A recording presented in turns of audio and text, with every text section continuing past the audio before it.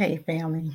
Just did a live and wanted to come back and kind of talk a little bit about the Daniel Penny and um, what is really going on in our justice system. I showed a couple of videos, and I'm going to try to show those 2 videos now, hoping and praying that I'll be able to kind of pull this thing together, because we just had a man that murdered another man for speaking. Not because he put his hands on anybody, but because he was going through a mental health day, a mental health issue day, right? He didn't do anything to anybody. He didn't touch anybody. He was just there speaking loud. And he was murdered because he was having a bad day. And you had a mayor in New York, that said that he stood behind him. You had a vice president and a president that you just elected, just invited him to the cookout. Just invited him to a football game. Where do we do that at? Why is it okay for them to feel that it's okay to invite this murderous man to a football game? And even told you, or told him, or texted him and told him that he was happy, that he was very happy.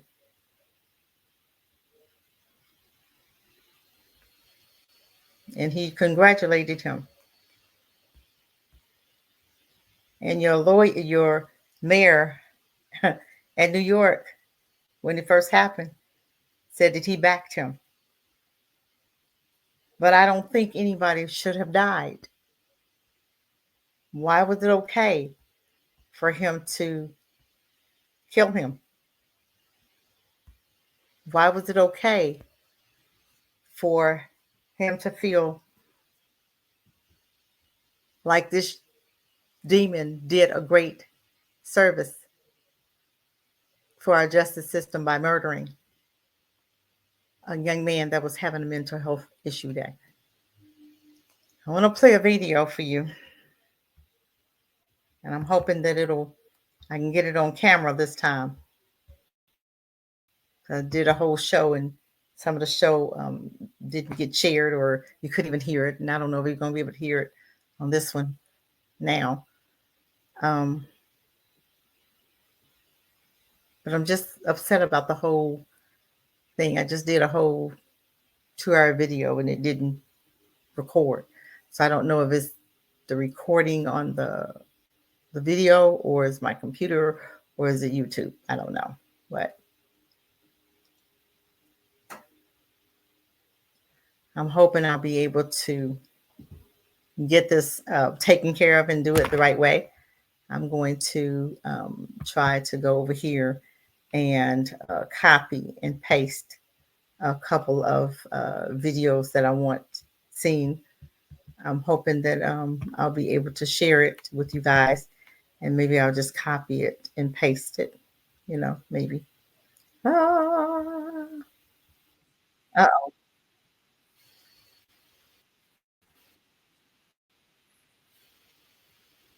This is so crazy because of the simple fact.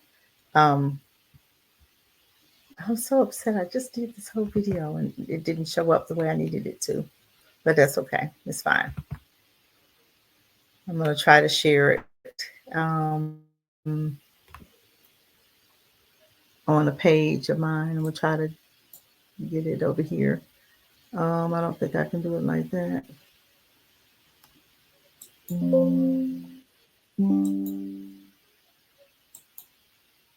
Probably not. Can't believe I did that. So mad about that whole thing.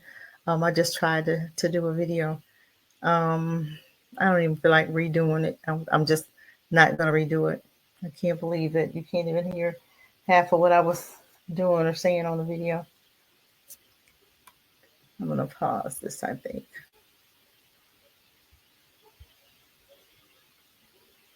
I'm going to pause it. A couple of the videos that I was showing at the last live, and maybe you guys understand what I was talking about when I was showing those 2 videos. I do apologize. I didn't know it was weren't even able to hear the videos. I'm doing a recording now, and hopefully it'll show, or you'll be able to hear the videos that I played without a whole lot of commentary in it.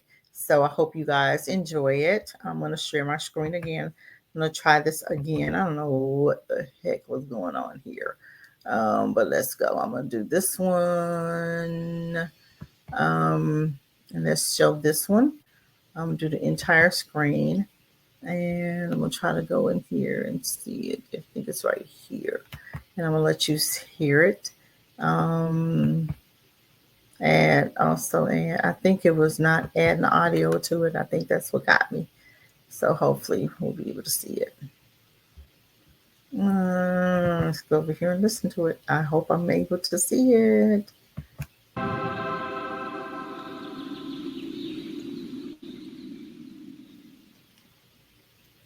I had just finished teaching Introduction to American Politics to a group of eager undergraduates. This was my first year teaching, but I had pulled off a slamming lecture, and I was feeling good about myself. As I left the classroom, I looked down at my phone and saw that I had 5 missed calls from my brother, Kenny. At the time, Kenny was a student at Temple University and living in North Philly. For those who don't know North Philly, it's an area that is predominantly Black and low income with a very visible police presence. When I return his phone call, Kenny is loud and swearing into the phone. I can tell that something very bad happened, but I'm not sure what. When I am finally able to get him to calm down, he tells me how he was sitting on the stoop of his building talking to a friend when 4 police officers ran up on him and threw him and 3 others on the ground, handcuffed them, and then pushed them up against a wall, all the while asking them, "What drugs do you have? What drugs do you have?" Kenny had no drugs. He told the officers this many times, but each statement of no drugs only seemed to provoke more force and make the officers more upset. As Kenny sat cuffed and slumped against a brick wall, he quietly told the officers that he was a student at Temple University, and without reason, they could not hold him. The officers finally retrieved his college ID, which was in his wallet that had slipped out when he was slammed to the pavement, realized that he was indeed in college without drugs, and then let him go. After Kenny told me the story, he was still loud and upset. I was shaking, barely able to hold the phone to my ear. All of the joy from my great day of teaching gone, and replaced was a deep sense of helplessness and alarm. I wanted to remove the hurt and frustration that Kenny felt, that I could hear so clearly through the phone, but I neither had the will nor the ability to lie to him about the mightiness of American racism. And we both silently knew that this would not be the last time that he would be stopped and frisked by the police for drugs. In an attempt to try to calm him down and to shift attention onto something that he perhaps did have control over, I had this genius idea and suggested that he focus his attention on schoolwork to kind of take his mind off of things. He yells into the phone at me, "What is that going to do? Why should I focus on my schoolwork when the police are allowed to do things like this?" And then he says to me, "I'm not a student in your class, Megan. Your books are not going to save me." I silently nodded on the other end of the phone. In a lifetime of often heated exchanges with him, I've probably never been more wrong, and he has never been more right. Kenny is not alone. This violent interaction between Black men and women and police officers plays out in cities and towns across the United States, often with much more devastating results. According to the most recent statistics, Blacks are 3 times more likely to be shot and killed by police than whites. The question on everyone's mind, and the question that I get asked the most, is how do we solve this problem? And I confess I cringe at this question. Not because it's not a good question, but because I think we're asking the wrong question. I'm not convinced we even understand how we got to this point in the first place. This is a HELOC. It looks like a credit card, it works like a credit card, but it's actually an easier way for me to access the equity in my home. With an Avon card, I get an ultra-low interest rate, high spending limit, and cash back with every purchase. Oh, and the best part? It costs me $0 to get. Approvals come in as fast as 15 minutes. So don't wait. Click this ad and see what you pre-qualify for today. Better understanding of the root causes of the current place where we are will help provide us the tools that we need to move us forward. However, even I confess that even I sometimes am more eager to solve a problem than I am to understand it. So a few years ago, I adopted a corgi from a shelter and named him President Bartlett off of the West Wing. Now he's super adorable, but he was abused, and he's very aggressive whenever he sees another dog. My fix in my first year was to walk him at crazy hours of the day, but this worked only marginally well, and I was stressed and tired. The following year, I decided to hire a trainer to try to figure out the underlying issues behind his reactive behavior. On the first day of our meeting, the trainer looks at me and says, "Fixes that do not address the root causes of an issue are not really fixes at all." I realized that in my haste to fix President Bartlett, I actually had made him worse. The present crisis surrounding race in the United States, I think, suffers from a lack of attention to the root causes. Better attention to the root causes, I am convinced, will help us to figure out how to move past where we are right now in terms of the current racial climate in the United States. So why does the killing of unarmed Blacks continue to happen? I think it continues to happen because we have the wrong diagnosis and the wrong cure. And what I mean by this is we tend to think the problem of racial violence is isolated to a few stubborn racists, right, that haven't yet drunk kind of this progressive Kool-Aid.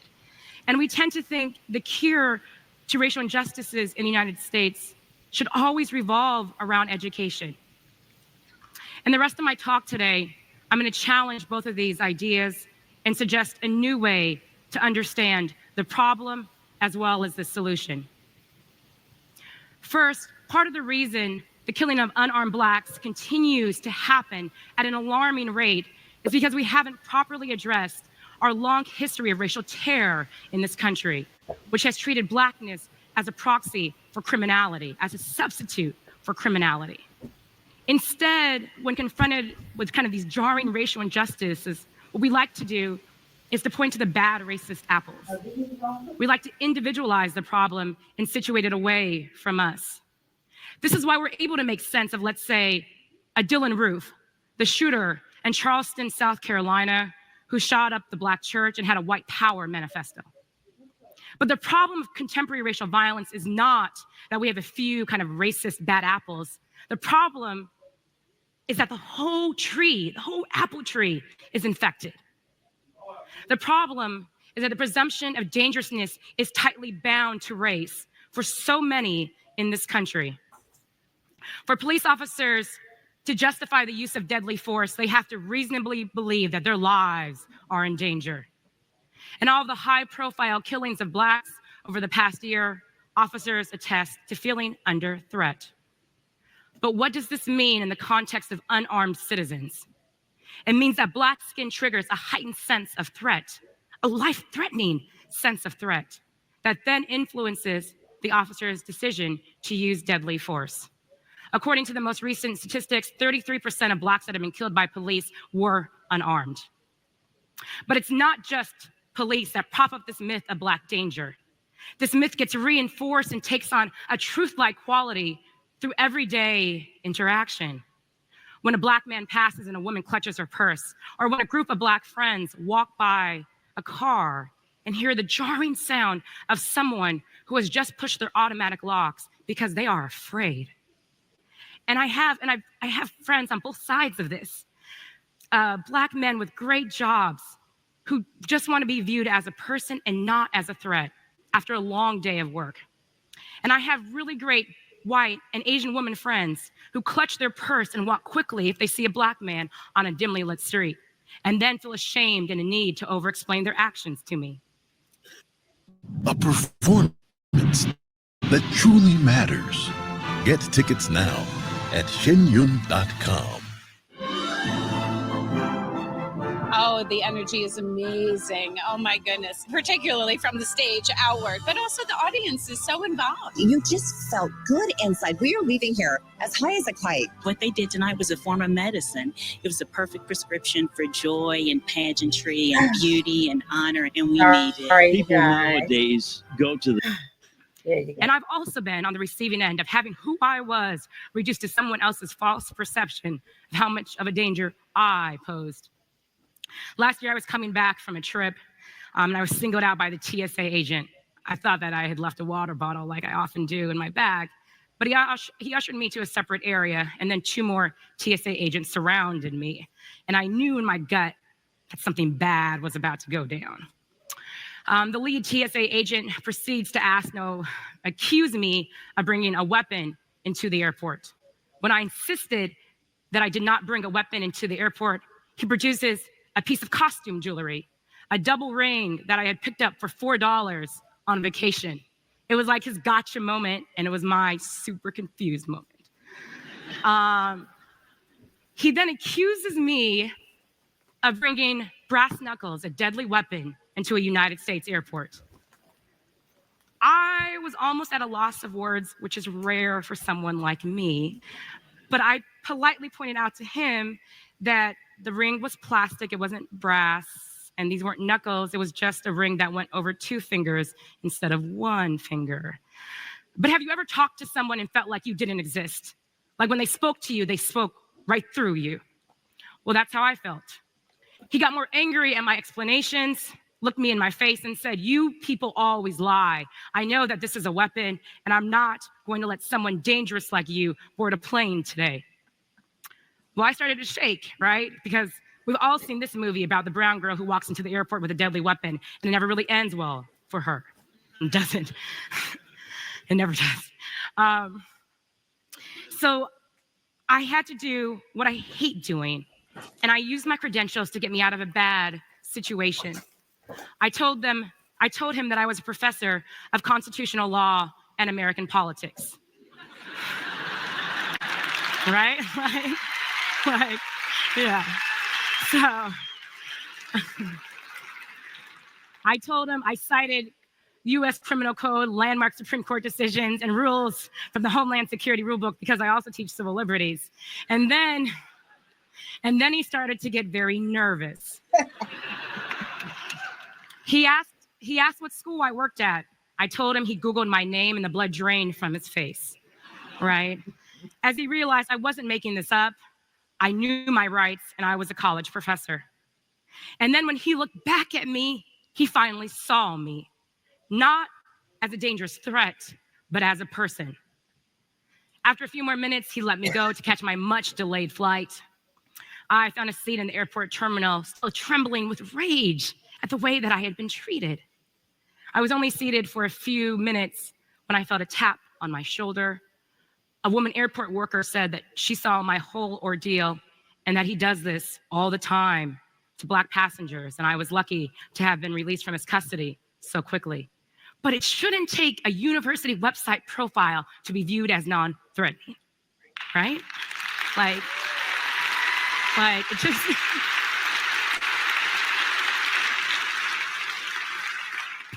Part of the reason I share this story and some of the other ones is that I think in talking about the current racial crisis, we tend to focus all of our attention on police and overlook our own complicity in creating an environment in which Black lives are not treated as equal. To be clear in thinking about solutions to the racial violence, I'm in favor of body cameras. I'm in favor of a non-militarized police force. I'm in favor of stricter law. I'm going to come back over here. I'm going to stop sharing because I'm hoping that I am recording.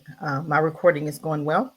But why was he allowed to treat her like that And why has his supervisor allowed him to do that? Because the young lady tapped her on the shoulder and said he's guilty of doing this all the time, right?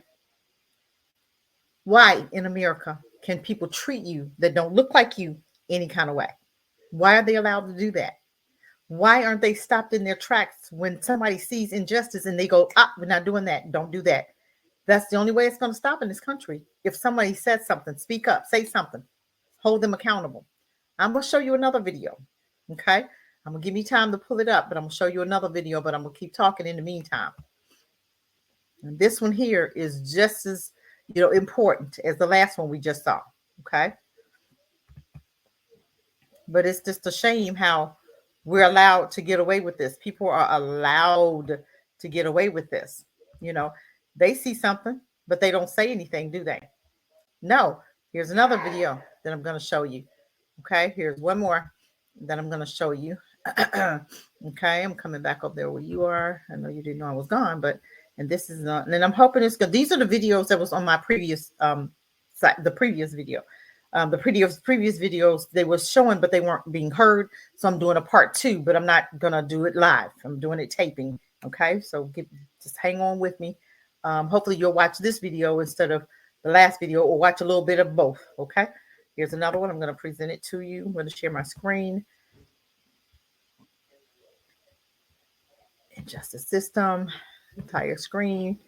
And I think I didn't do that last time. And I'm going up here and I'm going to tap on the one that I want. I think I want this one. Yes. So I'm going to share again. And here I go. And I'll be back. I want you to listen to this one also. It starts with a police officer pulling over a black man because of a headlight being out. And then it snowballs into where literally we see men who are those same men incarcerated for their entire lives because of also how our sentencing guidelines have been set up.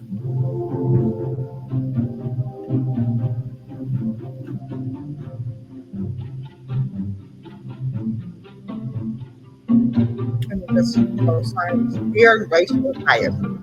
Black and Hispanic people are over 58% of the population, all population, jail population. Black boys in prison in the U.S. It's not just about even just those who are in prison. It's the effect and the stigma that it has on those individuals for the rest of their lives.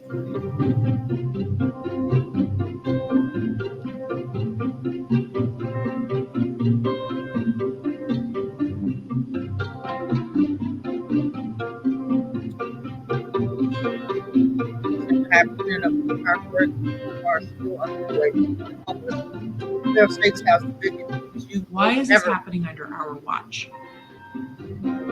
It's happening because the U.S. has never faced in an effective way the truth. It has never effectively faced our past that has led to this present moment. The problem hasn't only been that we enslaved our Black population and have oppressed and discriminated against them for 4 centuries. That's not the only problem. It's that even after the Civil War, we continued to create systems that pushed down our Black population and oppressed them.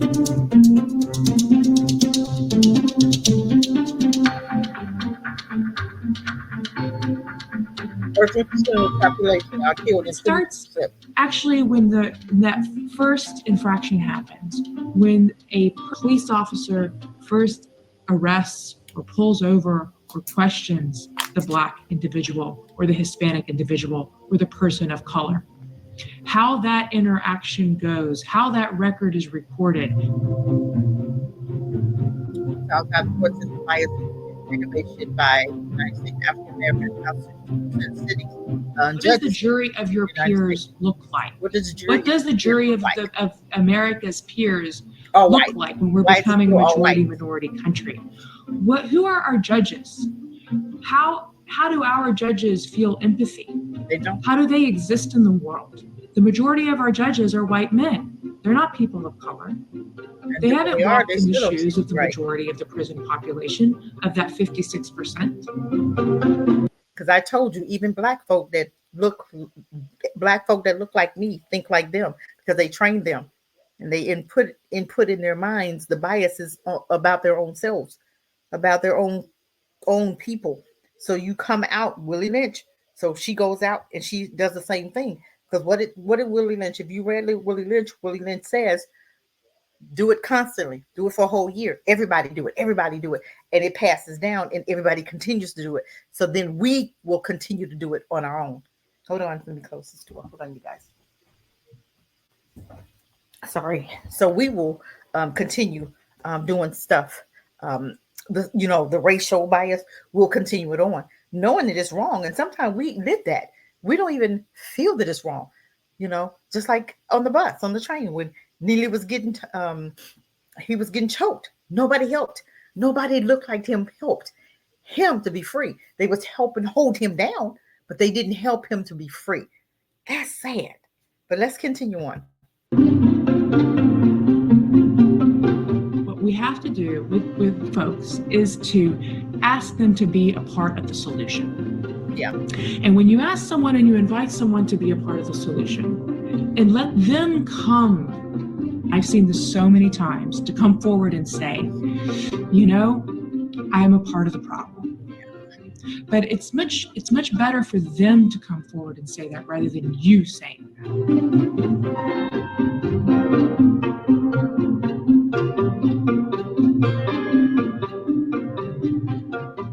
We work very closely with the Nashville Police Department, raising awareness, letting people understand their bias. How can you change that or heal that when police officers know they know their bias? They know that's what their job is. Their job is to be biased because they're working for the Klan, some of them, and this is their beliefs, and you're not going to change it. They're going to do their job. They're going to do what the oath that they took. They're going to keep up with that oath. And they're going to continue putting you behind bars because nobody knows, nobody cares, and nobody's investigating them to see if they're doing it right or not. Yes, we hear about people who've been in jail for 45 years and come out and they find out, they didn't do the crime. They didn't do it. But then the officer that put them in jail set them up and they set it up and now he's dead and gone, but he got he was never held accountable. For anything that they do, they can do whatever they want, even though he set the person up. But when you go to the academy, that's lying, and you actually should be getting fired for that. But a lot of times they planting evidence and they're not getting caught and they're doing it, and you know that you didn't have that bag of weed and they said you did, so you go to jail. You got time for a bag of weed that you didn't even have, so that's an extra 5 to 10, 7 years, and you sit up there mad. But we're not challenging the system. We're not fixing anything. We are not holding them accountable. And instead of us holding them accountable, we never do. We just continue allowing them to be these evil, horrible, demonic people that they are. We just continue allowing them to be. We don't ever challenge it, because when we try to challenge it, you have other Black folk that'll fight against you also. So not only are you fighting your own, you're fighting them and your own, but who has time to do that? So people just leave the system as it is, and they don't try to fight it. They just, try to get around it or try to evade it, but never try to head on collision it, But let's finish. She's almost done, and then I'll come back. And this leads me to another point, and that is this. I don't believe in shaming people. I think we have to create space for people to evolve. I think we have to create space for people to be humble and to seek humility without humiliating them. We change the narrative about the other. We humanize rather than dehumanize. We flip disinformation and misinformation campaigns on their head by bringing truth to people and asking them to see each other's humanity and asking them to think about and to visualize what a future together looks like.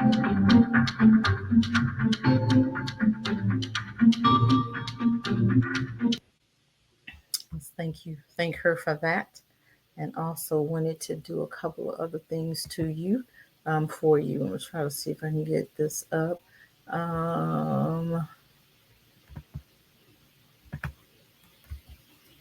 Let's do this. Hold on, you guys. Give me time.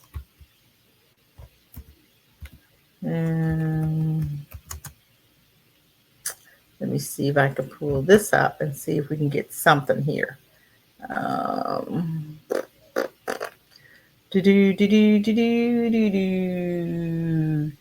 see, this is horrible. I think this is the most disgusting ever. I believe this is, I believe that this is horrible. J.D. Vance invites Daniel Penny to attend Army-Navy game with him and Trump after Marine vet cleared in subway choking death. I think this is disgusting. This is a man who murdered someone.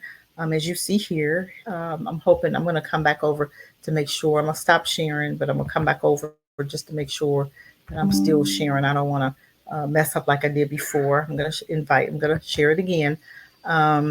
Share my screen. I really hope I'm doing this right this time, because I want to make sure that we get this this time.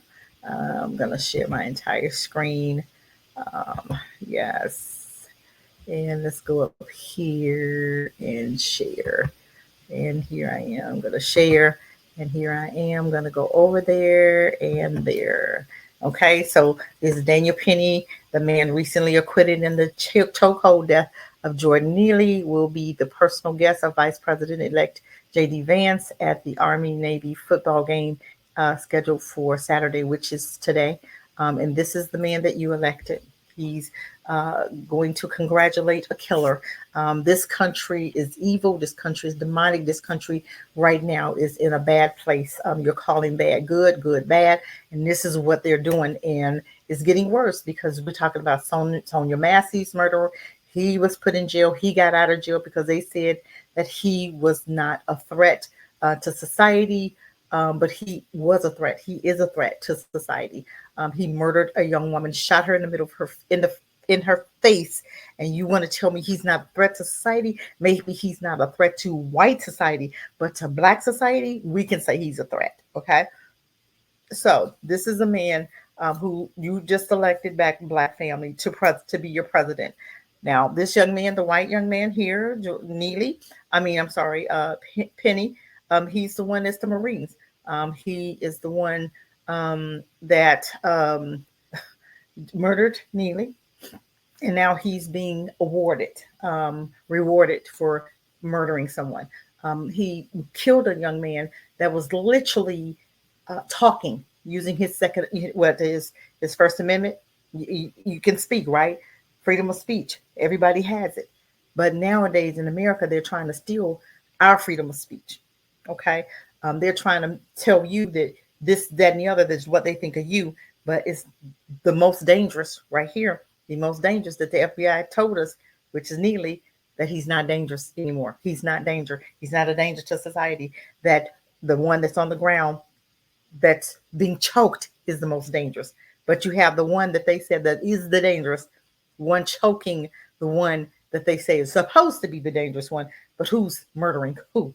And who got off for that murder? Because everybody in America was so glad that Daniel Penny got off. Okay. But let's understand something, America. Did he really get off? Because sowing and reaping is so real. We're going to hear about him something. We're going to hear about, because he think he laughing, he grinning, he's smiling. Oh, he's really believing that he got off. He really do believe that. And a lot of people, and I'm looking at this country, we just had a CEO that came up murdered, right? And everybody was, oh, yay. I've never seen anything like this in my life. Where's the sympathy? A person died.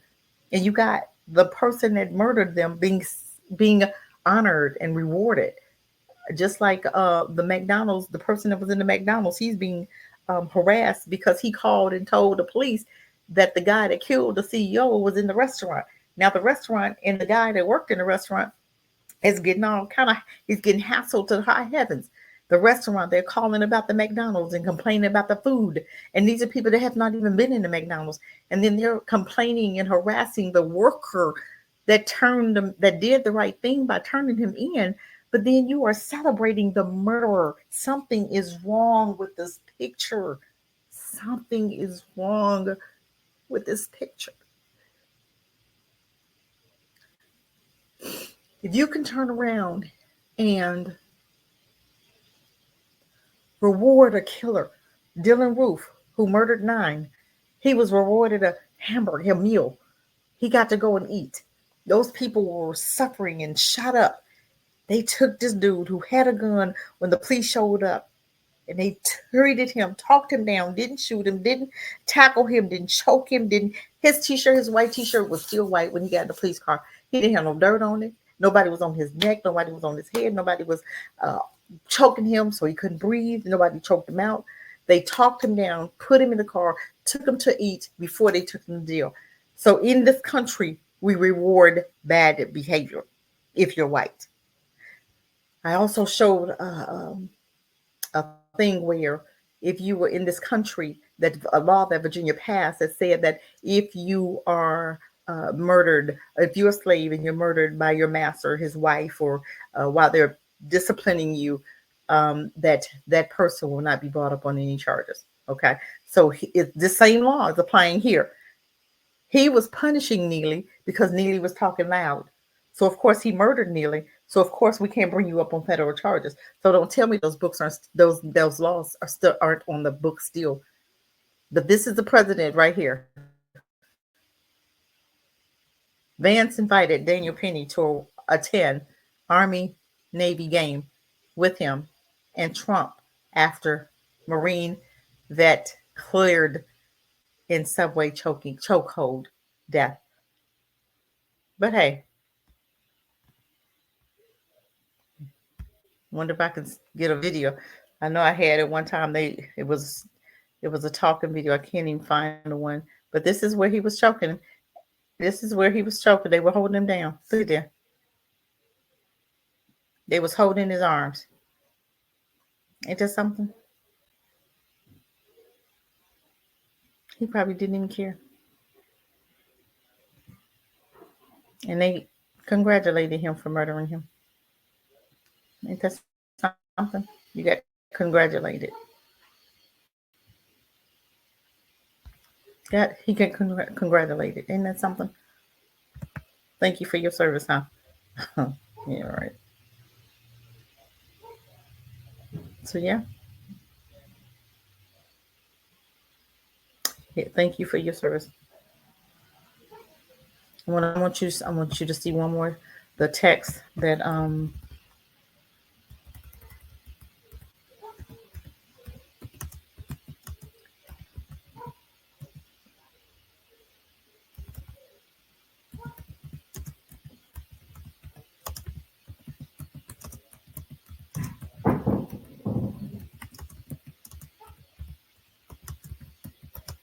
this one is a text, if I could find it, that Vance wrote to Neely about him, his support, and that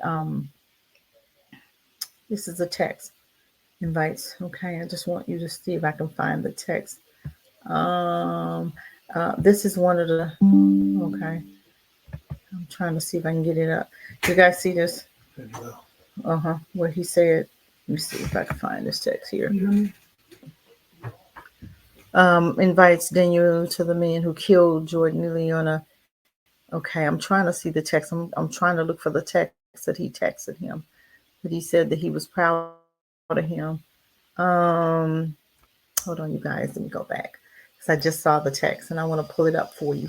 Just want you guys to see this. Do you guys see this right here? The text. Last Friday. I cannot get this text up. No.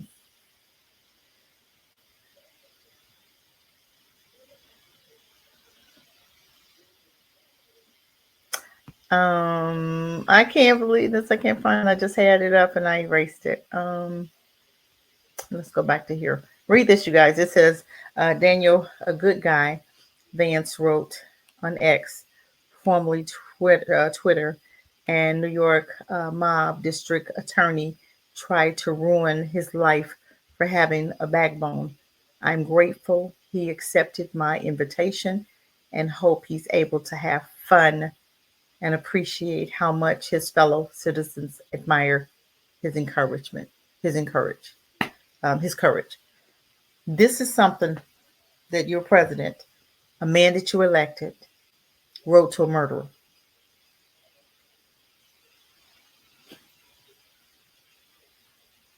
I cannot with this country. This country is done.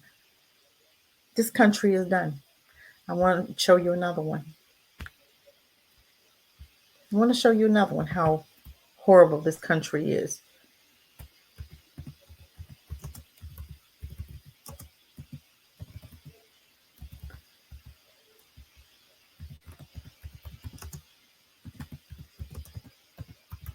I hope you can see all of this stuff. I just want to see.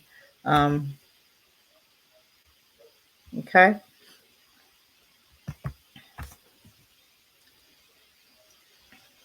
Okay. He was formerly president. He was denied. Lord, these commercials. He was denied. He was denied pretrial release. This was in July, right? Okay. Hold on. Hold on. This is what, December now?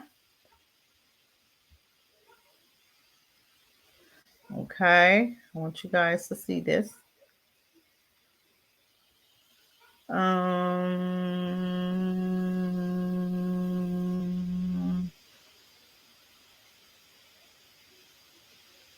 Update.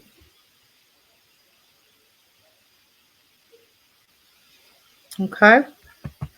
Okay. Now, justice for Sonia Massey. Activists demand killer ex-cop stay in jail after Sean Grayson pretrial release. He was released. They said he was going to keep him, and now they have decided to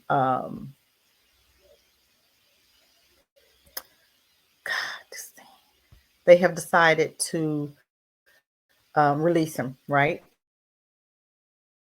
Okay. Last week, 4th District Appellate Court decision overturned a lower court ruling that County Sheriff Sean P. Grayson, who is charged with first-degree murder after shooting Sonia Massey to death in her home on July 6th, should be remanded until trial. To the dismay of activists and residents who are demanding justice for Massey, the appellate court granted Grayson pretrial release, according to State Journal Register. See, this is crazy. He gets to come out, right? He gets to enjoy his little life. He gets to enjoy his life, which is so sad. After the hearing, which took place last Wednesday, Massey father James Wilbur said also called the ruling to grant Grayson pretrial release a serious miscarriage of justice. It's not, because they're doing what they want to do. A local activist like Ken Springfield have argued that the first-degree murder charge should be an automatic disqualifier for release from jail. But this is what they do. They just mock it. You know, this is what I'm saying. They always gonna deem themselves right. They're always gonna deem themselves right. Okay, but that's okay, because they're gonna get their day. I promise you, they are. They are going to get their day. Okay. So I want to just Daniel Penny to join Trump suite at a Army Navy football game. Okay, you got a murderer. You're hanging out with murderers. Well, I guess you know what, convicts, murderers. Okay. What if I could show you how to make ChatGPT sell for you 24 hours a day? So now we hanging out with murderers, huh? Well, I guess you know you got 30-some charges, felony charges. So now you get to hang out with murderers. So I guess birds and feather do flock together, huh? You got a president who's a convict, okay, and you got a murderer hanging out. So I guess that kind of works, huh? Okay, that's cool. We're good. We good with that. We okay with that. We okay.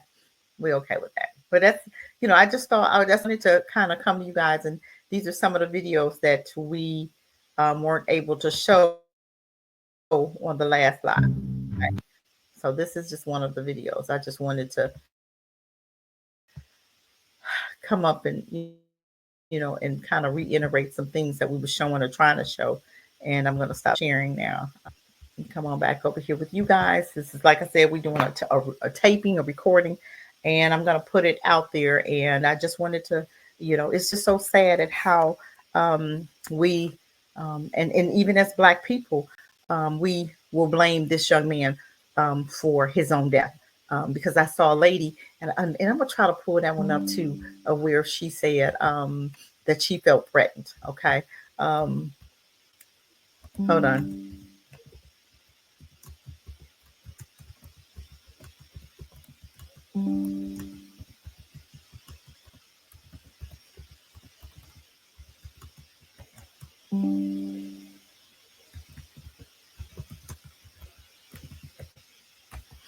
And she was on the train, and she said that never that she felt so threatened by Neely. And my thing is, how did you feel so threatened, but you're not threatened by the white man that struggled?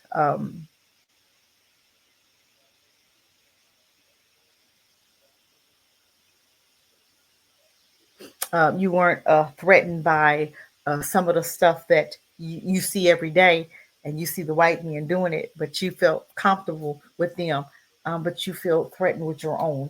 But this guy has, you've probably seen him on the train before, but you've never seen him do anything to anybody on the train, but you felt so threatened. But I also wanted to say something about Neely, and how he, a man who grew up in Brigham Young, New Jersey, said that a talented dancer throughout his teens and 20s, he was a local known. I'm gonna I'm gonna bring that up because I want to read a little bit of this, talking about our brother. Because every time you see them, they want to vilify you and make you think that that's all we do is kill and murder. But I want to bring a connection to help you to understand who this young man really was. And we're talking about the killing of Jordan Neely on May 1st, 2023, in New York City. Jordan Neely, a 30-year-old homeless American man, he was Black, was killed after being put in a chokehold by Daniel Penny, 24, okay, year old, United States Marine Corps. So you, a Marine Corps, you fighting a 30-year-old, you know when a man feels like they're dying because you've been trained in this, and you're going to just continue to choke him. You couldn't put him to sleep. You couldn't help make him go unconscious. You had to literally kill him. That wasn't even called for. Penny was found not guilty of a charge of criminal negligent homicide and related to Neely's death, while a charge of second-degree manslaughter was dismissed. Neely's death prompted protests, and I wish we would stop protesting, and a border debate around Penny's actions and Neely's circumstances. Neely boarded a New York City bus, train at the 2nd Avenue just before. Hold on. I'm trying to say, I don't want to read that part. I wanted to see. Hold on. Shoot. Tag on it. I wanted to get, dang. Man, this thing is messing me up here. This thing is messing me up because I wanted to actually, that ain't what I wanted. Man, I wanted to read some of Neely's life. I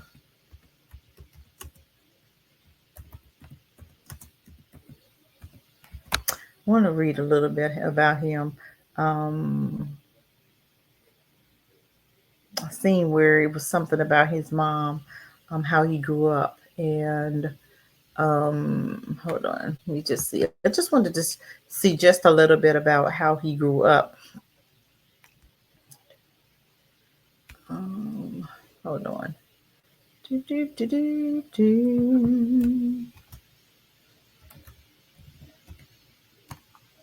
Hold on.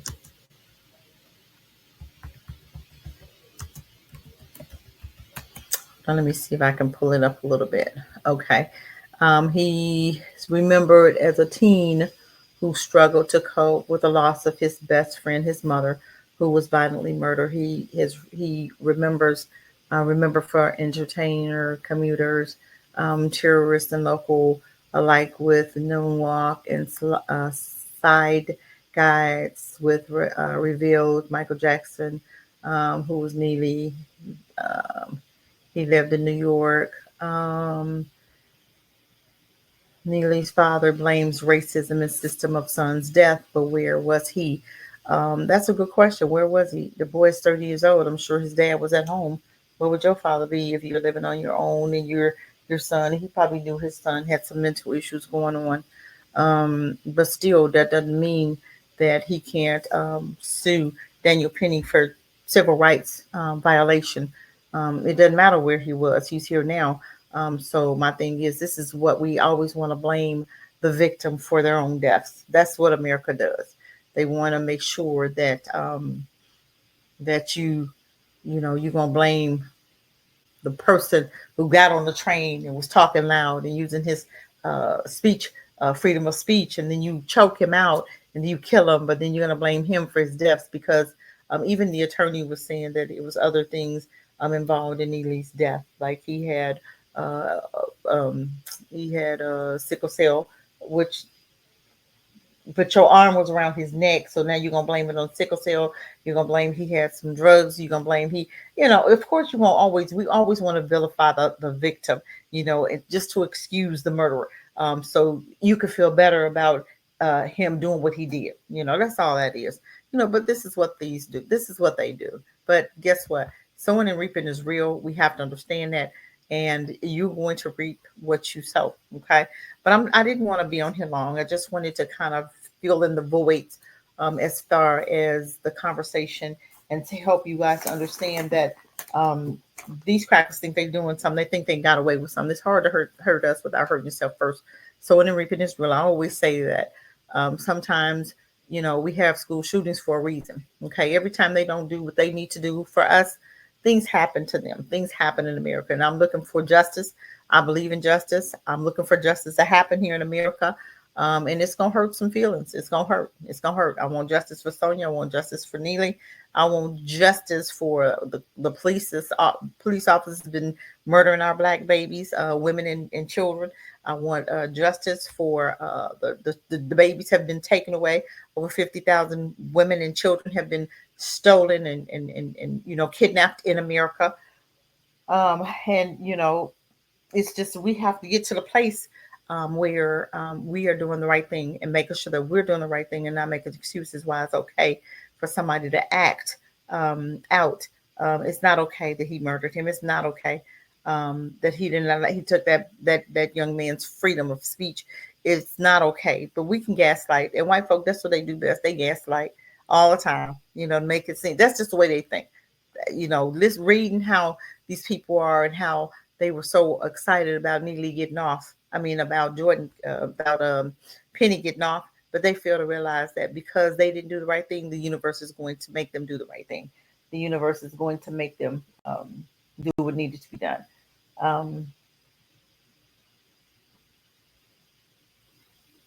It's just so sad. It's just so sad. But I am done. I'm not going to be on here long. I'm going to be done. But thank you for joining again. And you'll see the other video and then you'll see this one. But thank you so much for coming. Have a great day. And we're going to be done for the night. Bye for now.